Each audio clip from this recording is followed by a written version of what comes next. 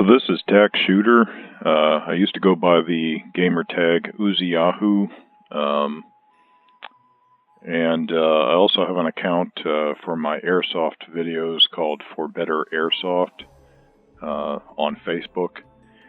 That was the name of my YouTube channel, but I changed it to Tac Shooter for a variety of reasons, one of which was to start including gaming streaming videos, specifically those of the tactical shooter genre. I consider airsoft kind of a live action tactical shooter experience, so you'll still be able to check out airsoft videos on my YouTube channel, but I intend to start streaming on Twitch and on YouTube. And so what are the other reasons that I'm calling the account Tac Shooter? Well, one is that I may have been the brainfather of the tactical shooter genre. When I was in the Army in Alaska, in the Air Cav in 1988, I was playing a variety of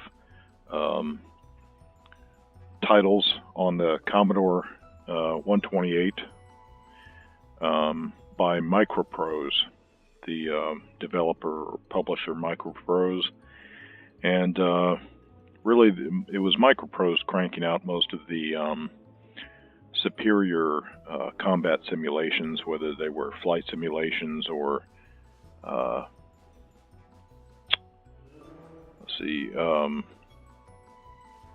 there was also Airborne Ranger, which wasn't quite an infantry simulation, but like a number of video games before it, it was edging in that direction.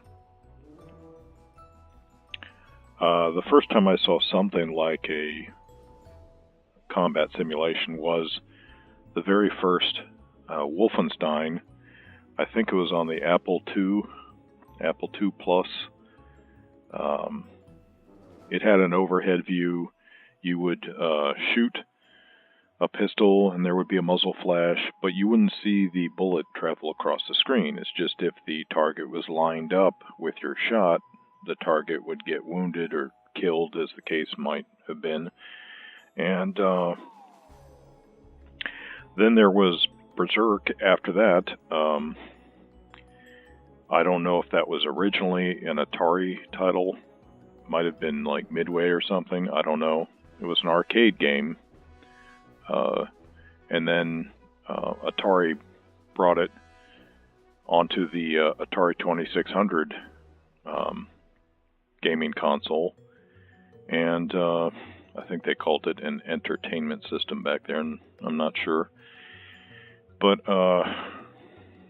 and then you had some other like games like Heavy Barrel, and I think it was called Commando, where it was kind of an oblique overhead view, and you played on a limited battlefield. And that was the closest thing we had to any kind of infantry simulation. And then Microprose for the Commodore 64/128 created Airborne Ranger. But it was still a limited battlefield. It was a really great game, but it just it wasn't anything like a 3D tactical shooter. Well, because I had had experience with these games, also another arcade game called Pistol Master, where it was like a scenic Hogan's Alley, and you would shoot thugs and criminals. And you would continue doing so as they popped up in windows and doorways and from behind cover.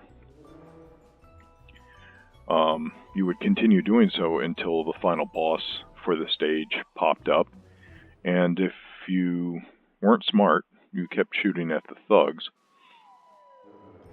But to end the level, you had to take out the boss. So at that point, you would pretty much dump everything you had, mag dump on the boss, in order to finish the level. So it was having experience with these games and with Microprose's flight simulators like the F-19 Stealth Fighter, which turned out to be a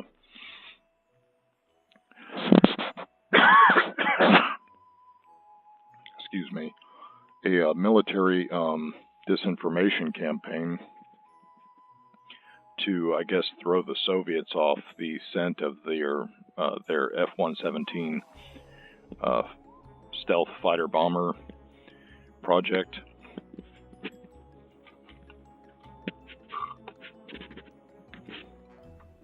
And then Microprose had Gunship for the Apache helicopter, and also F-15 Strike Eagle, and they may have had some other titles, but those were the ones that interested me.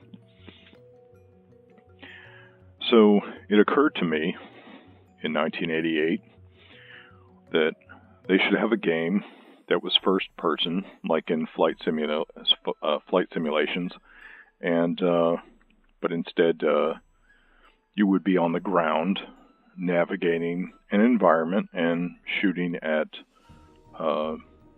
foot mobile targets.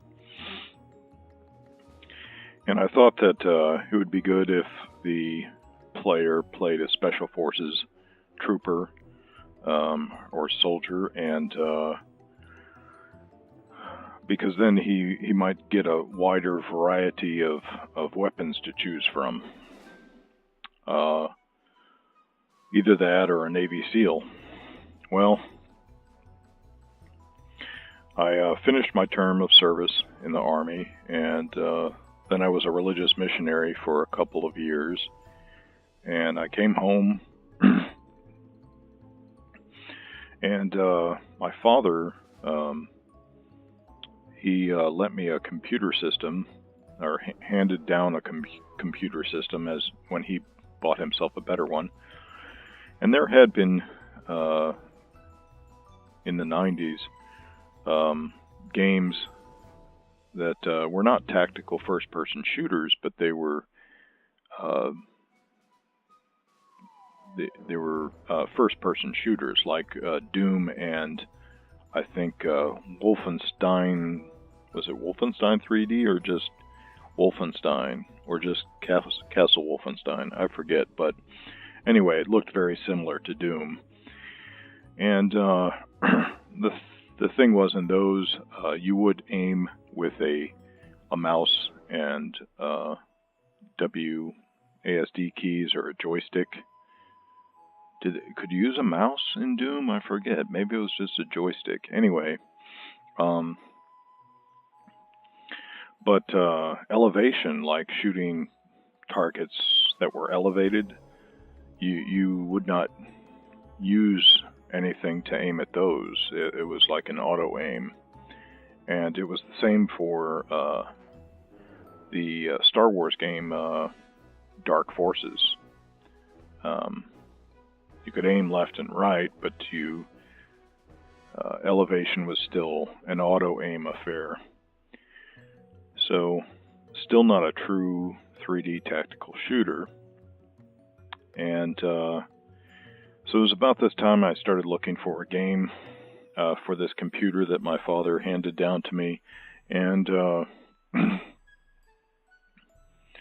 I found Electronic Arts SEAL Team. And SEAL Team was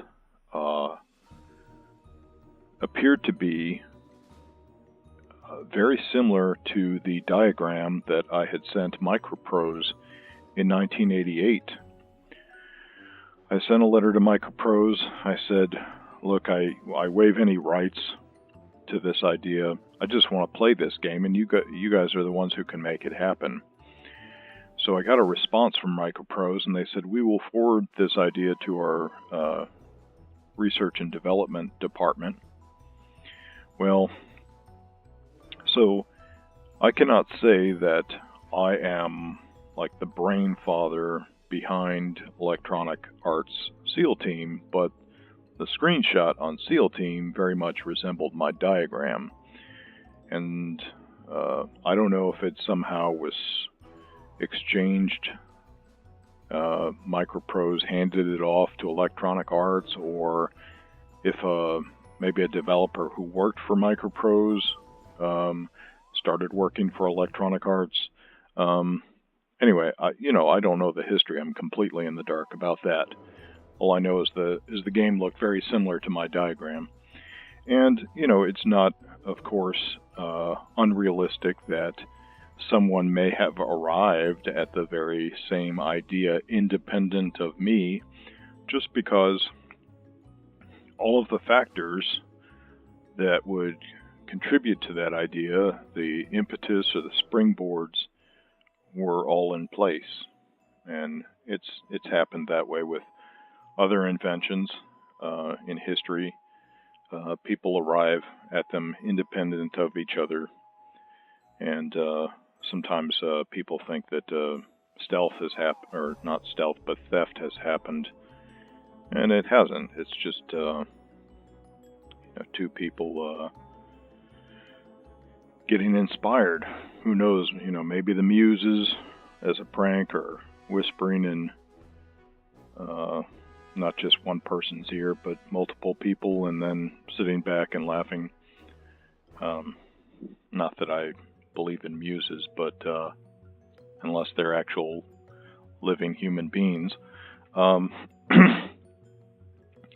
anyway, Electronic Arts SEAL Team was was pretty much the first tactical first-person shooter. It was you were able to choose from multiple operatives, choose from multiple weapons, and it was really the realization of the idea that I had in 1988. So I played it a bit. One of the things that I found aggravating about the title was how much ammo you had to dump in order to hit a target, and that was, I think, a simulation of the fact that in Vietnam there would have been a lot more concealment than what was shown on the screen. It may have also been a reflection of Navy SEAL doctrine at the time, which I think was to employ overwhelming firepower for a brief period of time and then to quickly exfiltrate. I don't know. I'm not a Navy SEAL, so I can't tell you. But one of the things that aggravated me about the title was that the satchel charge was like in the scrolling list of your weapons, like your guns. So you could, in the heat of battle, accidentally scroll to your satchel charge and plant one and set the timer for just like 30 seconds or something right underneath you, accidentally. And if you did that when you were forcefully pinned down and suppressed, because there was a mechanic in the game where if the enemy suppressed you, you were forcefully pinned to the ground and could not get up. If you attempted to get up, you maybe would take a couple steps and it would force you back down. So here I am in a mission, and I've planted a satchel charge underneath me, and I'm suppressed, and I can't get away, and I blow myself up. And just because they put the satchel charge in the weapon list with your guns. The other thing I noticed about the game was that if I outfitted all 4 members of my SEAL team with M79 grenade launchers and just rolled in with that, I could kill everybody. It's like, why use anything else? So, but it was a really neat game because it had insertion phases, exfiltration phases. You could even do a false insertion to throw the enemy off, to draw them to another area so you can properly insert somewhere else. It had snatch and grab missions, demolition missions. It was a great game. If Electronic Arts were to remake that game, it could be a pretty awesome game these days with the technology we have now. Anyway, so the years went by, and then along comes, I guess, 1998 or 1999, and Rainbow Six One for the PC comes out. And I think my father and I were at the local GameStop or whatever the name of the place was at the time, and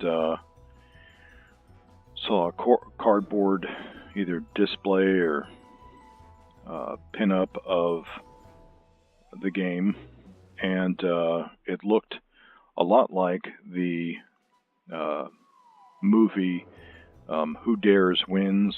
It also has the title The Final Option, where it pretends to show the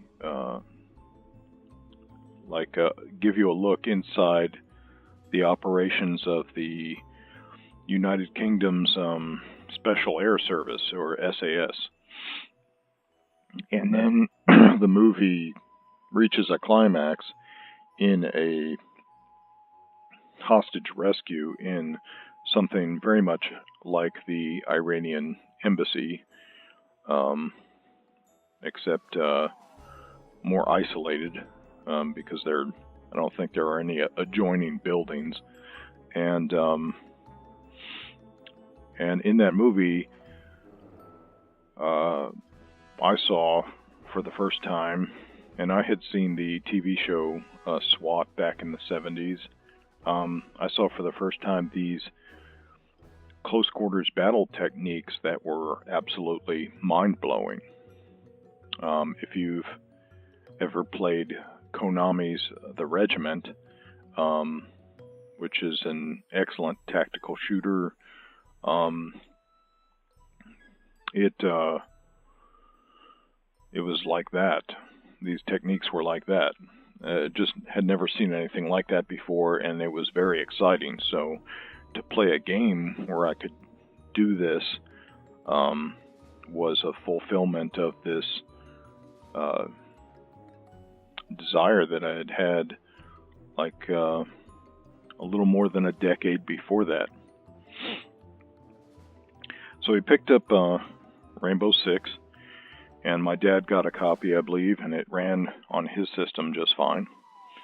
And but I found that it didn't run so well on my system because I had only one Voodoo card. So I found out from an old Army buddy, goes by the name Cav Scout, that if I linked up another Voodoo card, Tandem, and I think he actually sent it to me because he had it laying around, that I could get more graphical processing power on my system. So I did that, I installed it, and then I was able to play Rainbow Six. And then I really got into the tactical first-person shooter genre as a player. So here I am now, after having played many other titles in the genre, and I'm finally trying my hand at Rainbow Six Siege. And this brings us to the screen you see right now, and realizing that this is an April Fool's joke,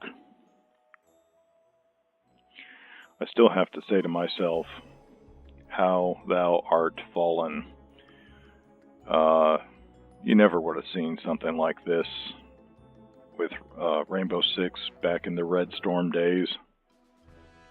You know, this is Ubisoft fruity business that, I mean, I guess we should credit Ubisoft because they very aggressively targeted the female segment of the populace, trying to bring females into gaming, and it looks like they've succeeded. So I guess because of that, we have to put up with this sort of thing. I mean, listen to this Monty Python-esque music that's playing right now. Really? This has anything to do with Rainbow Six? And these images here, the unicorns, the rainbows, I get the fact with the symbolism of the rainbow, but this Zach Galifianakis guy is just, come on, what is that, a furry helmet? I don't even know. However, having tried out this game, I'm so happy that it has a single-player component, and I'm so pleased that the artificial intelligence is really good, at least seems to me to be really good. I really like the way that they have programmed the AI to aim at you. You can see where they quickly move their weapon to aim at you, but then maybe their aim's a little off, so then it takes them a little bit more time to get properly aimed, and that's a lot more human than the game has been in previous installments, I think. Anyway, but I'm really enjoying the single player, and I thought that I would play some, and then after that I want to go down the list of operators that are available and make some comments about them. So before you tune out, I will be uploading videos of other tactical shooters that I think are excellent. I have had difficulty installing some of my old tactical shooters on disk on Windows 10, so it's almost like I'm being dragged into these new games, kicking and screaming, though the titles that I'm going to focus on routinely will be titles that I consider excellent representations of different kinds of combat that you would experience in the tactical shooter genre. For example, Rainbow Six Siege looks like it's a good representation of close quarters battle, at least until Ready or Not comes out. Because Ready or Not looks like it will be this spiritual successor to SWAT 4, which in my opinion is the greatest CQB tactical shooter ever made, even compared to all of the Rainbow Six titles. Though I do really love Rogue Spear, I've just had difficulty getting it to run on systems for years now, which is sad. Let's see, Arma 3 I will focus on as an example of full spectrum warfare. Probably World War II Online Battleground Europe, which is much like Arma 3, except on a grander scale, because it uses a massively multiplayer online map that is 1/2 scale of Western Europe. So you can play all over Europe in that game. And then Scout, which is kind of in between a CQB shooter and Arma 3. I guess it's kind of akin to Project Reality, which I've never played, or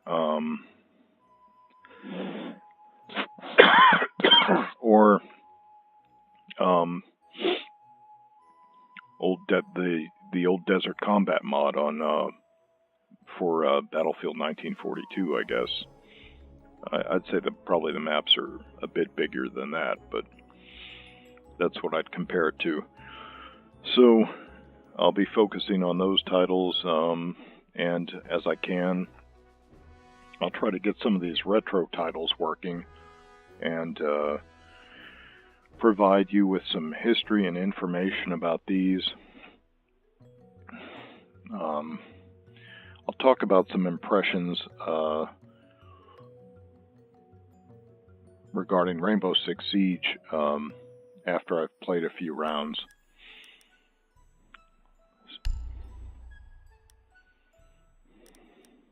And I'm going lone wolf because I don't have anyone to help me out at the moment. And sticking with normal.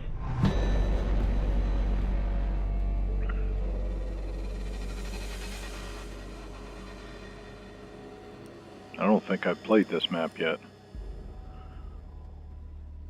Sailboats. That looks interesting. And I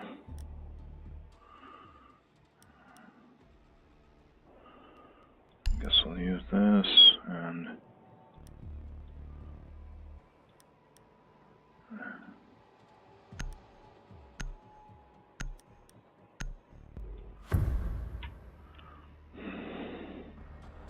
we need to locate the hostage. oh, wow, this is pretty dark.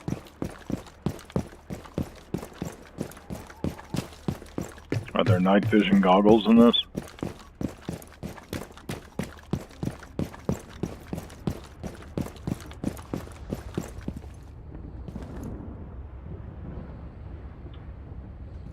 What happened to my sledgehammer?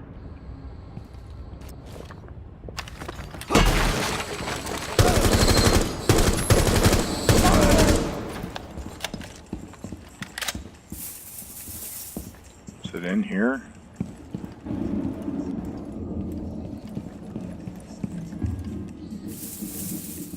Why is there so much barbed wire in here?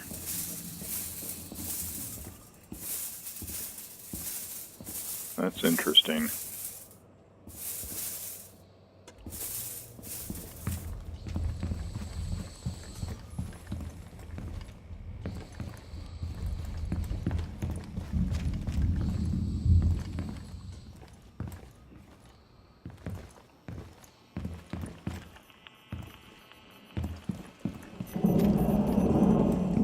What was that? Heard something beeping.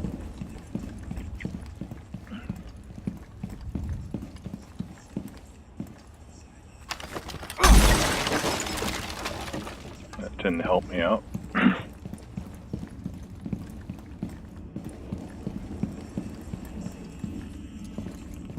Usually they would have found me by now. Oh shit. Wow.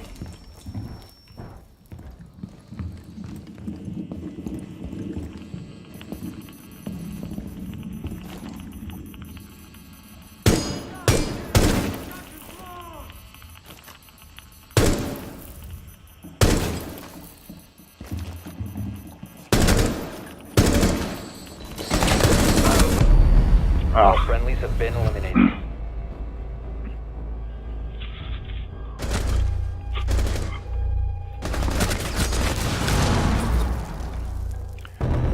Yeah.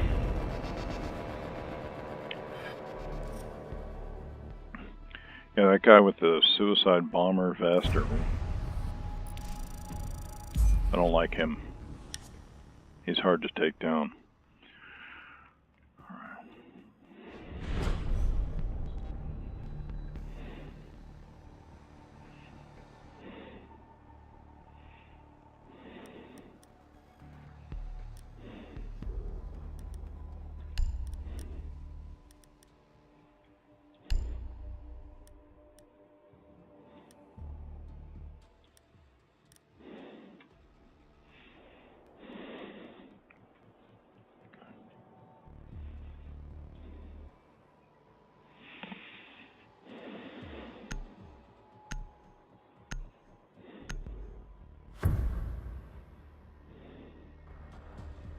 Locate the hostage.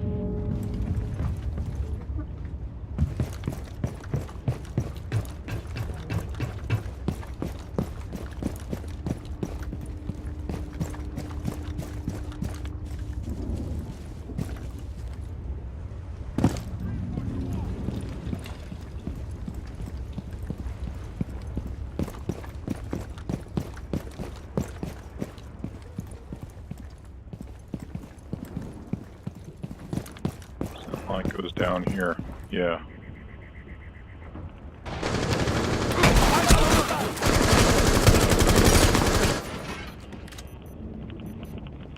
Now's our chance!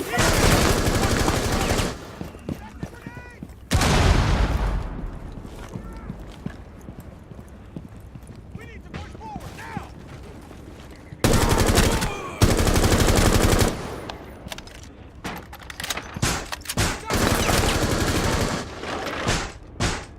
The door's been barricaded!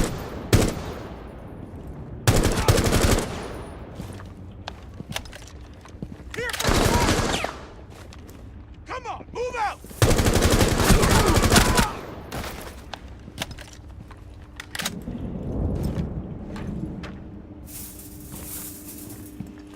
Someone behind the wall!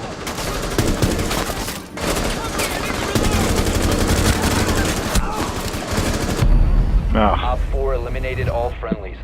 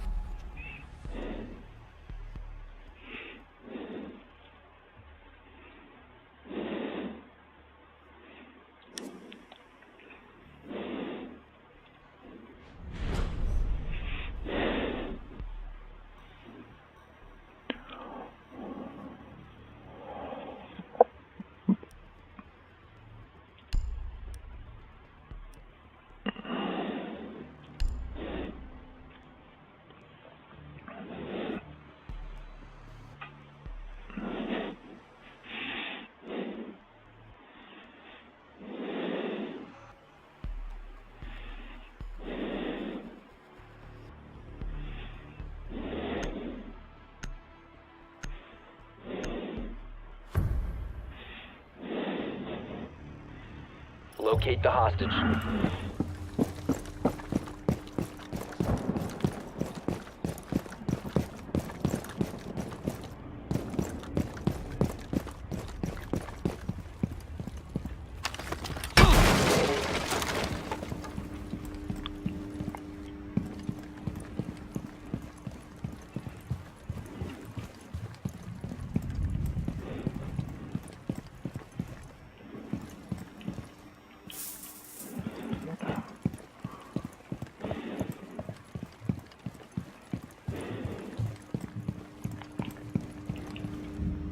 sounds like he's above me.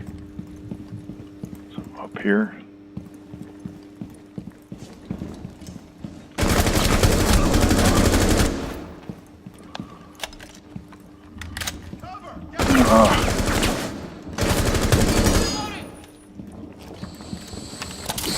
Oh.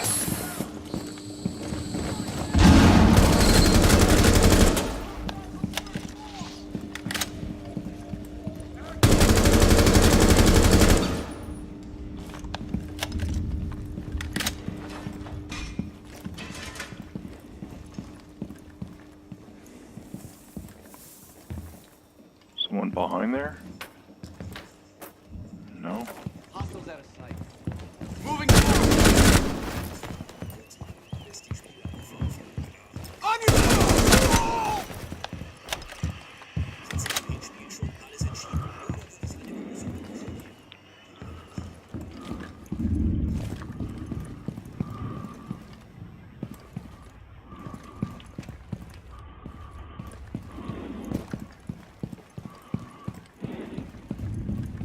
They got barricades everywhere.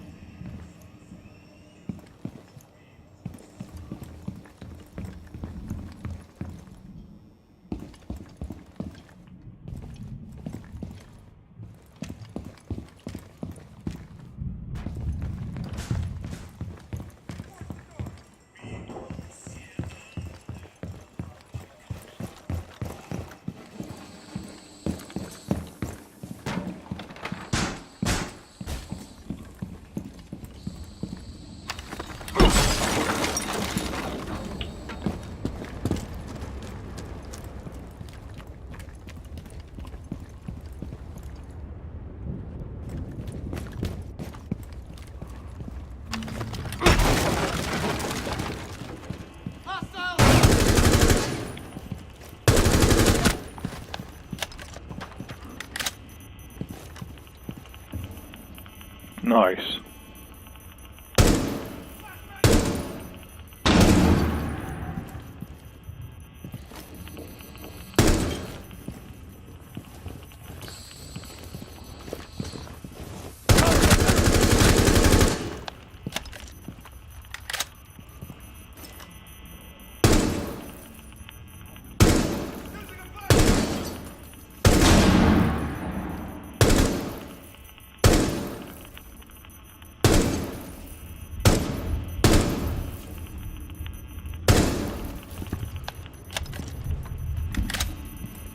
Oh no. Enemy ahead!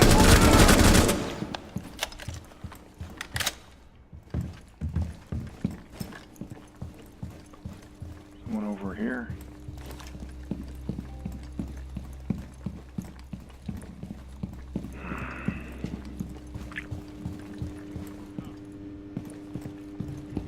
The enemy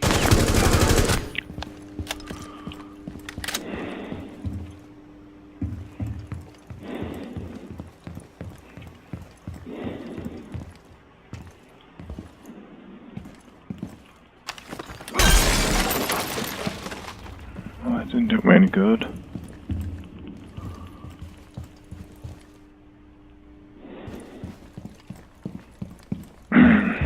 Okay.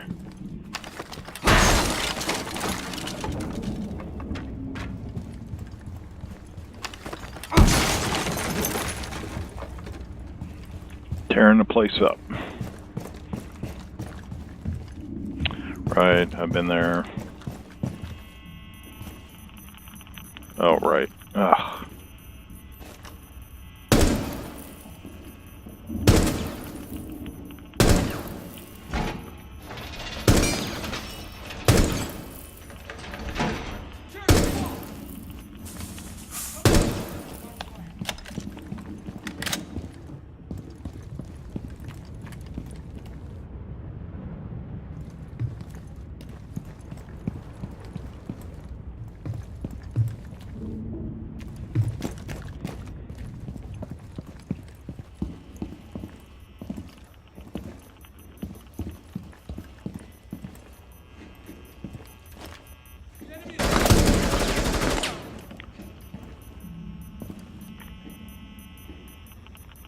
You need to move out now!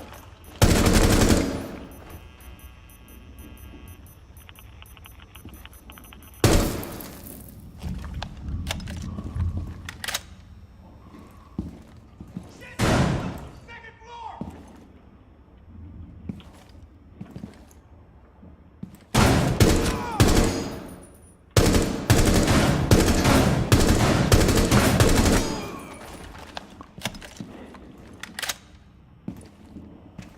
I hear footsteps on the second floor! There he is!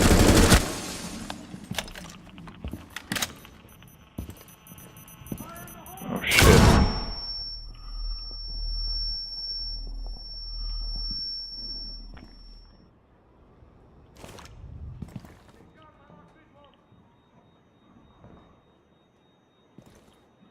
Thought I heard a bomb over here somewhere.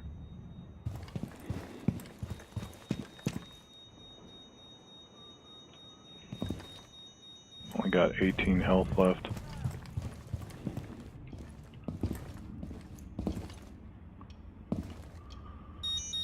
Oh, I don't know what that is.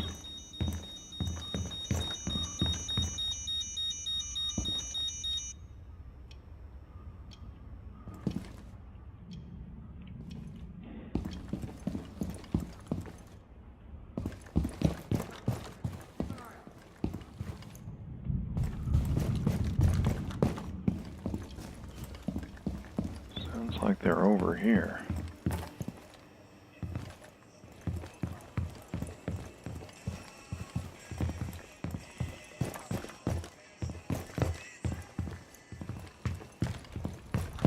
Right.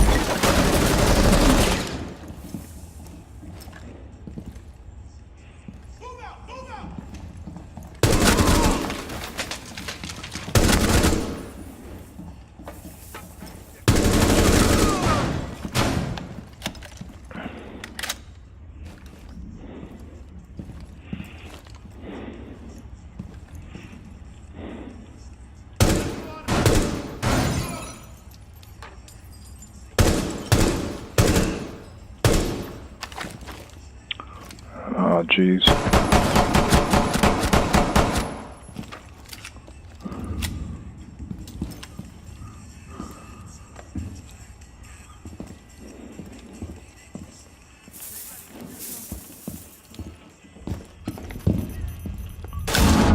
Whoops. Lost 5 health there.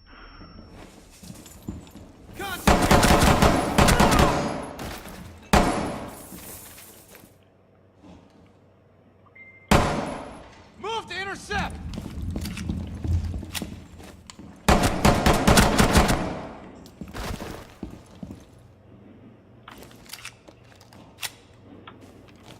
We've got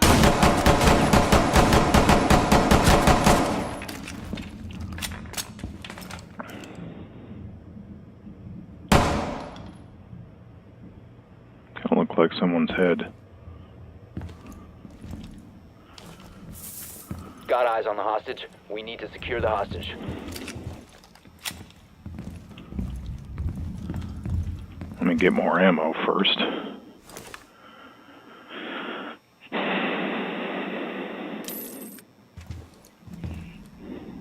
package secure. Hostage secured. Move to the extraction point.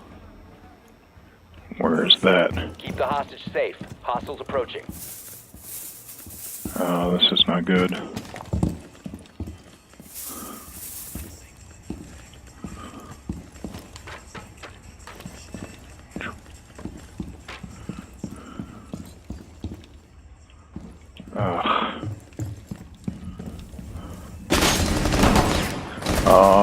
Stay close! On the move.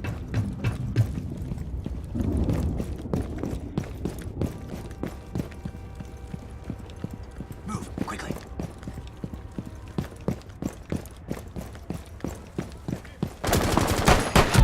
All Oh, friendlies have been eliminated.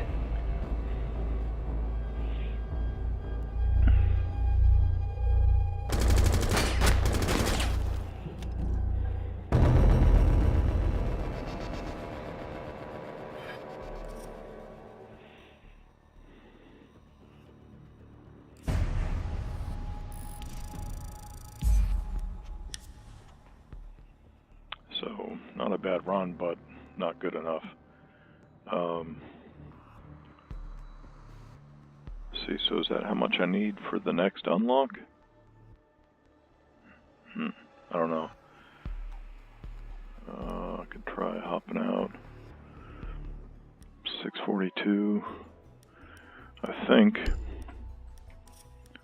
I'm thinking I probably need 1500 for the next unlock. No, only 1,000? Okay. So, a little bit of background. This guy Thatcher. Now, there was a place called Warfighters UK, and there they ran the only officially licensed by Ubisoft live-action Rainbow Six experience, and also the only officially licensed by Ubisoft Ghost Recon experience. And they did it with military-grade, like laser tag type weapons, mag-fed paintball, and airsoft guns. And the owner of the business his name is Dave Thatcher. And you can see videos of him on YouTube. He also did like game launch events for Call of Duty Modern Warfare. And anyway, really entertaining guy, great sense of humor. And when I went over there around 2007, 2008 to participate in Warfighters, there were a couple of the Ubisoft UK frag dolls there, Kit and Sarin, that's Sarin, and you might be able to still find online videos of Fragdoll Kit, K-I-T-T, going through a sort of basic training for warfighters. There's a video of that. Anyway, so I had a great time there. So I'm not saying that Thatcher is based off of Dave Thatcher, but I'd say that the evidence is pretty strong. He denies it now. So let me point out another character. Let's see. May take a minute to find. It's not that one. It's not that one. It's probably not this one, no. It's not that. Not that. Probably not. Yep. This character, Valkyrie, one of the Ubisoft Fragdolls, her gamer tag was Valkyrie, and she was a member, if she isn't still, of the PMS clan, an all-girl gaming clan, which was, I'd say, pretty instrumental in getting gaming going with female gamers, and or that is, you know, especially tac shooters and action shooters. But she was one of the best smack talkers I've ever heard in gaming, and she could back it up. I played numerous matches in Far Cry, one of the Far Cry games, I forget which one, one-on-one, and she could bring it, man.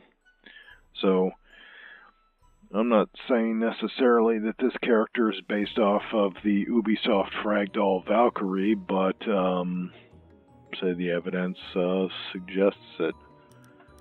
So I'm going to end this video here before it becomes an hour.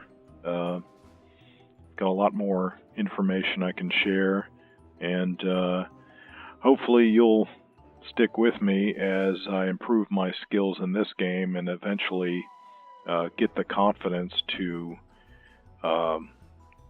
play actual multiplayer matches without being a hindrance to my team.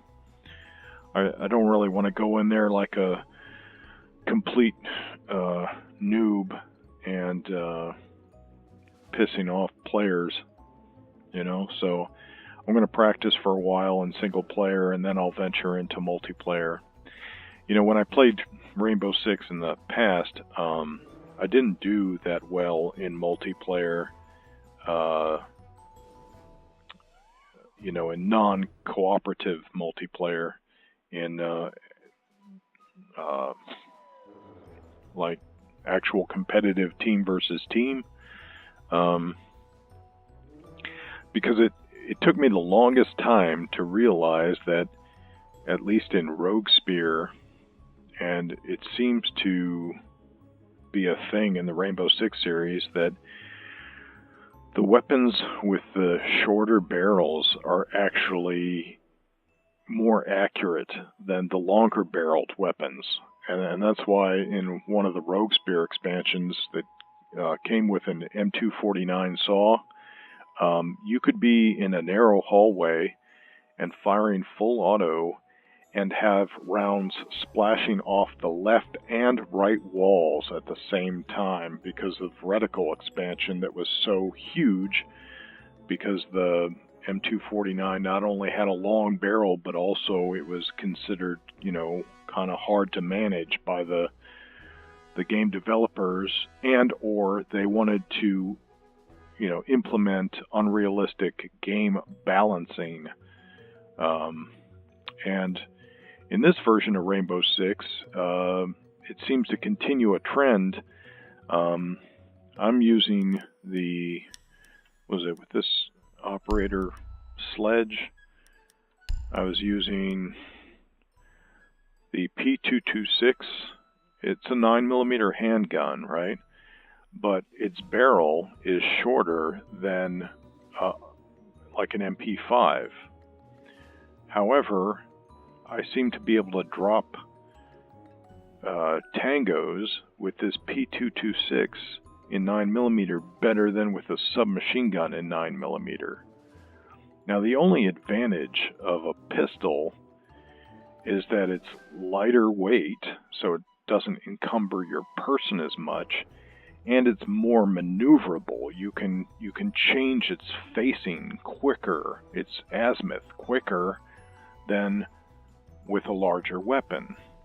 But it should not be the case that a 9mm cartridge fires more powerfully from a shorter barrel. Pistol calibers, not so much maybe the newer cartridges that are more made, I guess, for shorter barrels, but some of the longer burning powder in older 9mm cartridges, you would actually get more feet per second and thus more foot-pounds of energy from a 9mm cartridge firing it from a longer barrel. That's why you have pistol caliber carbines. And you can get some great performance from a 9mm cartridge. There was a lady named Doc Tac Mom on YouTube, and I think she was the wife of Doc Tac Dad. And with a Keltec Sub 2000 in 9mm, she was hitting targets at, I believe, 300 meters, and they were obviously, lethal because she was getting plenty of penetration through materials with that cartridge. And that's because you get an increase in FPS firing a pistol cartridge through a longer barrel with the longer burning powder. So for a pistol to be more lethal than the same caliber in a longer barrel, that's game balancing. That is not realism. And it's been that way in the Rainbow Six series for a long time. They award pistols seemingly with more lethality, and that should not be the case. Your pistol should be a backup. It should be, your last resort. And I would imagine that some of these officers would even carry an even more concealable pistol as a backup to their service pistol. Whether probably not a Derringer, but like a smaller automatic probably, or a smaller, even a revolver maybe. So that's one of my gripes. And while I love the punchy sound effect of this P226, and I love how it does drop the tangos, I realize that it's not that realistic. You should not be able, as you have been able in the past, to be able to snipe someone 200 meters away with a pistol easier than you can with a rifle. And that's how it has been in this franchise. But in this actiony environment, and I haven't really seen any really long distance shots in this game so far, it doesn't make that much difference, I guess. I'm still enjoying the game.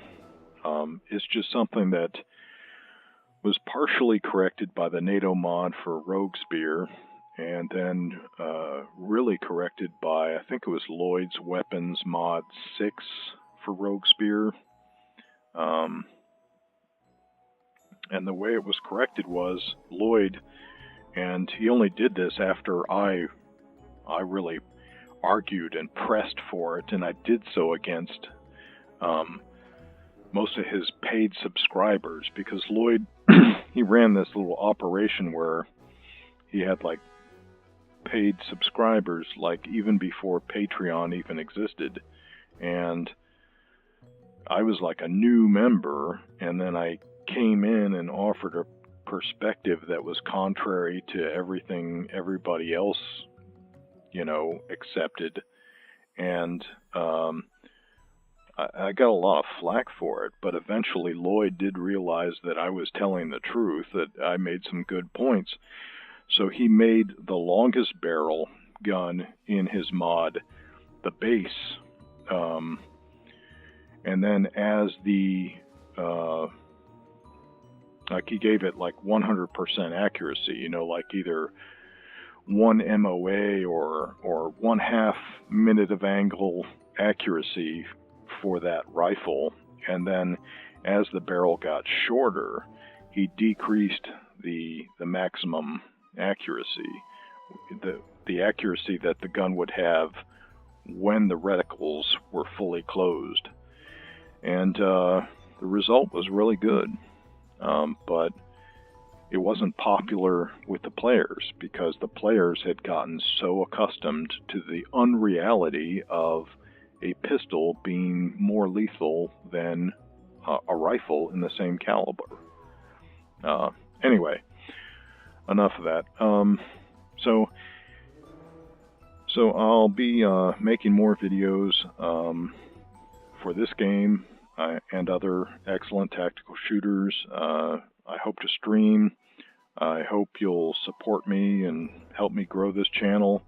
I'm not looking to, take food out of the mouths of your children, so please don't go broke, supporting me. If you donate, please keep your donations sane, right? I appreciate any enthusiasm you might have for what I'm doing, but, please take care of your responsibilities first. And hope to see you next time.